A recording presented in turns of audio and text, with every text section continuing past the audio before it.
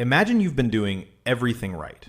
Every paycheck, without fail, a piece of your money disappears before you even see it. It goes into your 401k. You don't touch it. You don't panic when the market drops.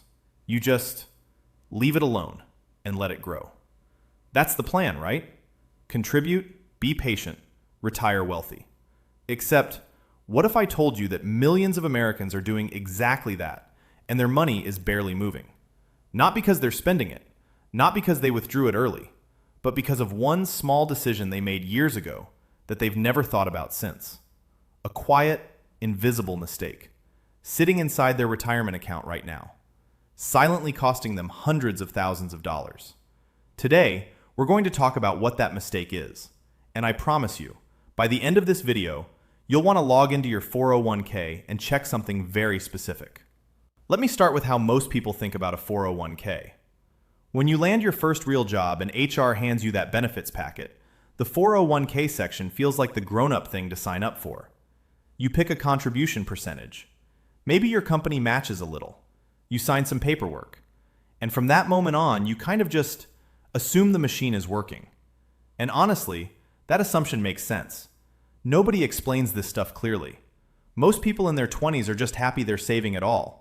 Contributing to a 401k feels like a victory, and compared to doing nothing, it is. But here's the thing nobody tells you. Putting money into a 401k is not the same as investing it. Say that again. Contributing to your 401k is not automatically the same as investing it.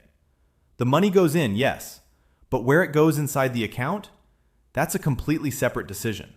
And a lot of people, way more than you'd think, never make that second decision consciously.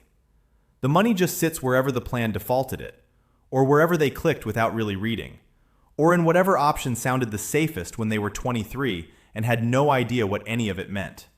And that's where the problem starts. Here's a scenario I want you to picture.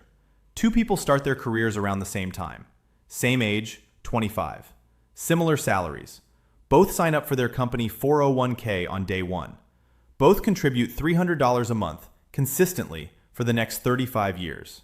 Never miss a contribution. Never cash out early. On the surface, they're doing the same thing. But inside their accounts, something completely different is happening. The first person, let's call her Sarah, went through the enrollment process quickly. She was overwhelmed by the investment options. There were 20 different funds listed, and she had no idea what any of them were. So she looked for the words that felt the most safe. She saw something called a stable value fund. She saw a money market fund. Those names sounded stable, secure, like her money wouldn't disappear. So she put her contributions there.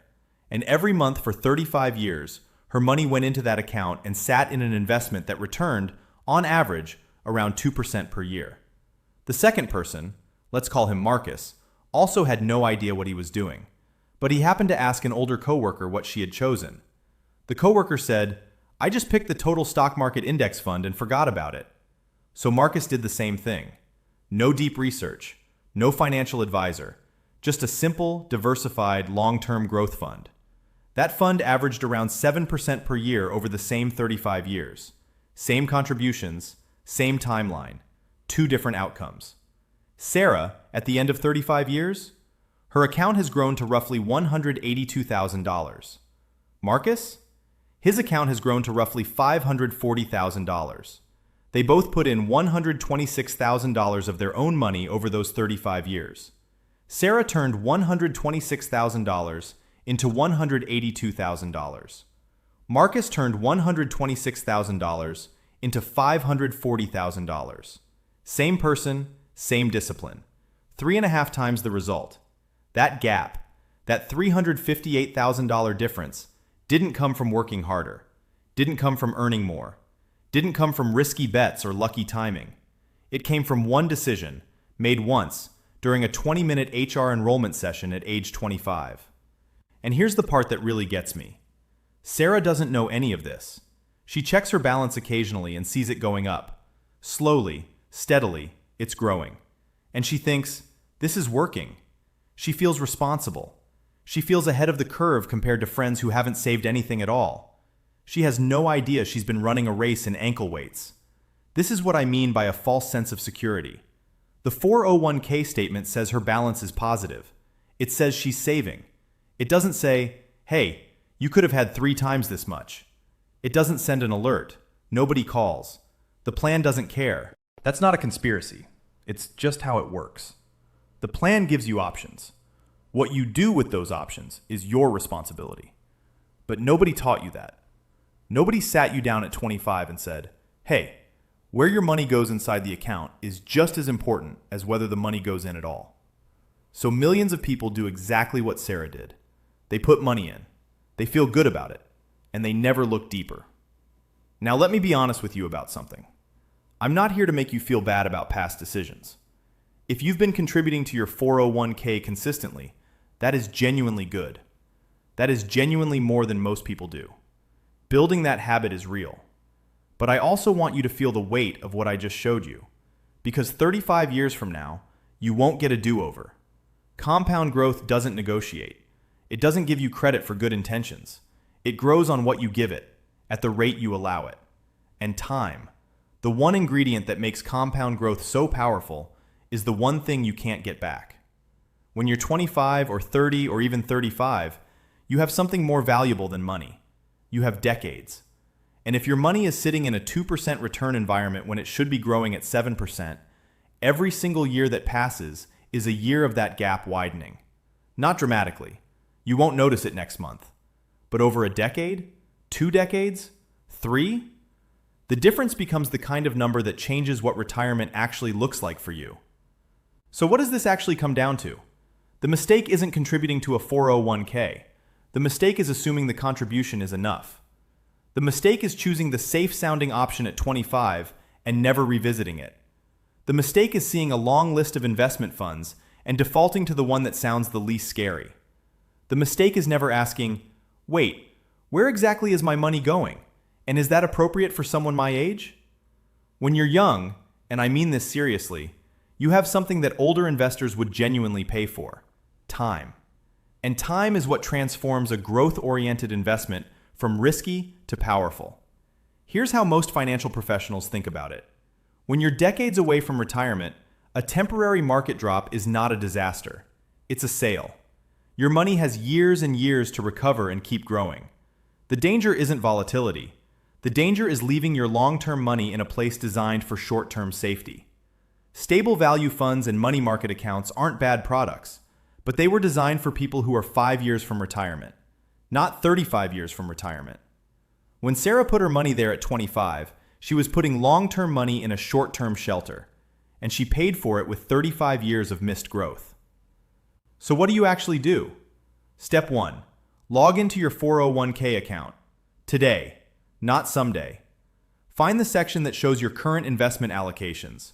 This is usually labeled something like My Investments, Fund Selection, or Portfolio. It shows you exactly where your contributions are going. Look at what you've chosen. If you see words like stable value, money market, capital preservation, or anything that sounds like a bank savings account, and you're still decades from retirement, that's worth reconsidering. Step 2. Look for a simple, diversified growth option.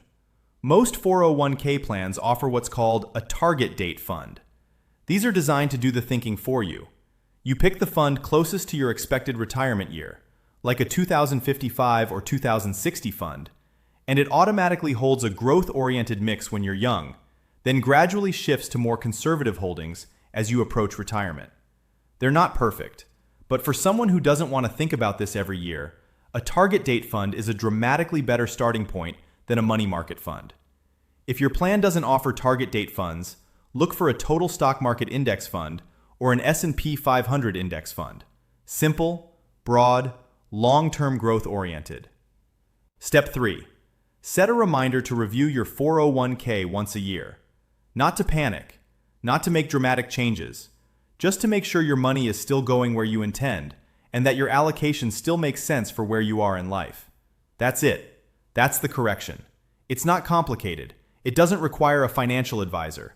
It doesn't require you to become an expert in anything. It requires you to do one thing. Actually look at what's inside the account and make sure it reflects your actual timeline.